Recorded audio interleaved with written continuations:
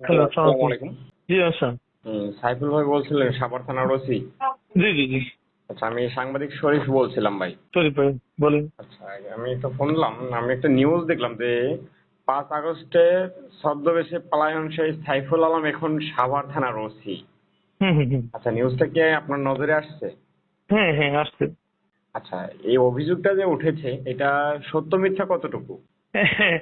সত্য মিথ্যা কতটুকু? 5 আগস্টে আমি মুজিবনগর থানার ওসি হিসেবে জয়েন করি। জি। পালায় না, বরঞ্চ মুজিবনগর থানায় যেয়ে জয়েন করি।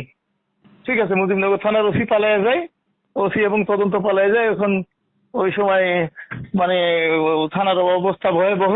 ওই ওই সময় আমি যা মুজিবনগর থানায় যায় জয়েন করি এবং মুজিবনগর থানার সাইনবোর্ডে দেখবেন আমার নাম। জি। এটা তো সম্পূর্ণ মিথ্যা কথা। আচ্ছা, 5 আগস্টের সময় আপনি কোন থানায় ছিলেন?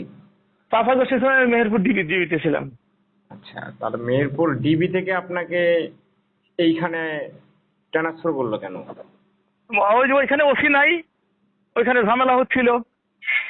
এটা আমাদের হাতে যে কাগজপাতি এসেছে যে হুম, আপনি হুম। ওই সময় গা ঢাকা দিয়েছিলেন 5 আগস্টের না, পর। না, না, না, আপনি দেখেন। কেন? আপনি তো প্রমাণ দেখবেন। আপনি মুজিবনগর থানার সাইনবোর্ড দেখবেন, ওইখানে অনার বোর্ডের নাম দেখবেন, আমার অর্ডার দেখবেন। আচ্ছা, মুজিবনগর থানায় যে আপনি কর্মরত ছিলেন হ্যাঁ, হ্যাঁ। সেইখানে আপনার কোনো কার্যক্রম দেখা যায় না তো ওই সময়? ওই সময় কার্যক্রম মানে ওই পরের দিন মার্ডার হয়েছে, সেই মার্ডারও আমি ডিটেক্ট করছি। কার্যক্রম দেখা যায় নাই মানে কি? আপনি কি জেনে জেনে জেনে শুনে দেখেন, কার্যক্রম দেখা যাবে না কেন? না, আমাদের হাতে যে কাগজটা এসেছে।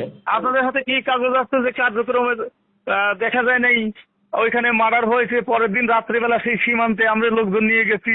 আচ্ছা, সকল কার্যক্রমই রেগুলার হয়েছে। আচ্ছা।